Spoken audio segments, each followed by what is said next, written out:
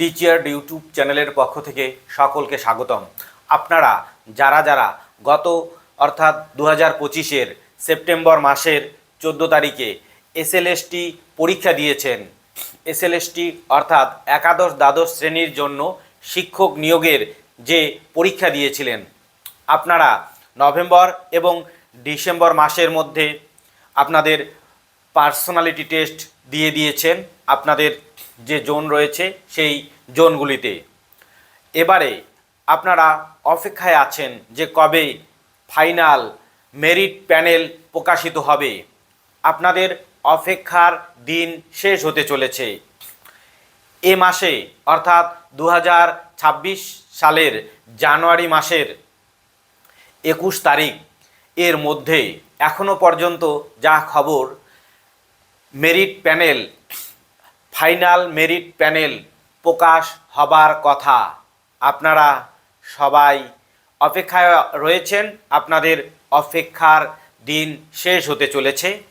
আর আপনারা যারা যারা গত 2025 সালের 7 সেপ্টেম্বর নবম দশম এর জন্য যে এসএলএসটি পরীক্ষা দিয়েছেন, আপনাদের ভেরিফিকেশন এখনও হয়নি, আপনাদের ভেরিফিকেশন এবং পার্সোনালিটি টেস্ট বাকি রয়েছে।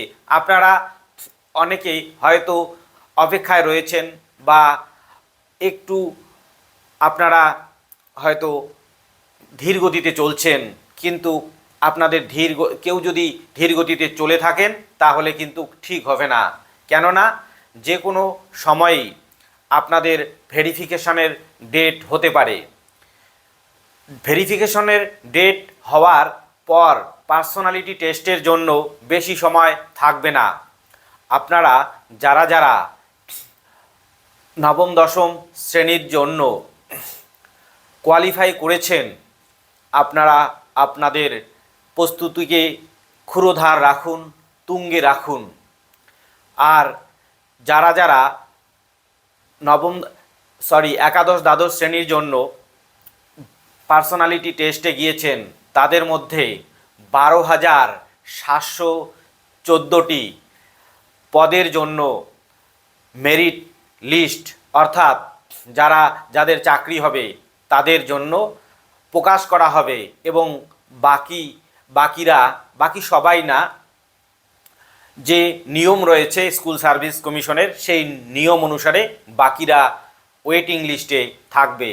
এবং কোনো প্রার্থী যদি স্কুল পছন্দ না করে, কাউন্সেলিংয়ে না যায়, তাহলে সেই ওয়েটিং লিস্ট থেকে তখন তাদের ডাকা হবে।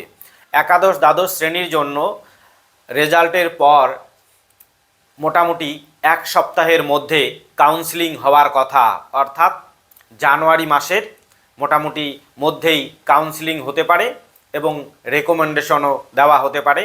এবং ধরে নেওয়া হচ্ছে ফেব্রুয়ারি মাসের মাঝামাঝি নাগাদ আপনাদের নিয়োগপত্র দেওয়া হবে এবং নিয়োগ কমপ্লিট করা হতে পারে বলে মনে হয়।